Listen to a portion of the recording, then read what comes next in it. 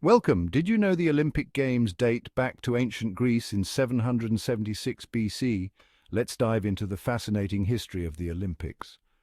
The modern Olympics were revived in 1896 by Pierre de Coubertin, with the first Games held in Athens, Greece.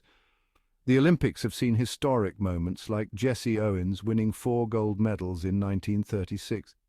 In 1968, Tommy Smith and John Carlos raised their fists in the Black Power salute, a powerful statement for civil rights.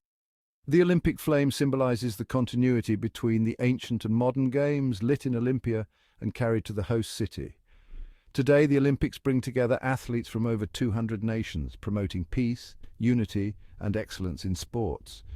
From its ancient roots to its modern glory, the Olympics continue to inspire and unite people around the world. Fascinated by the history of the Olympics? Subscribe for more incredible stories and facts about the Games.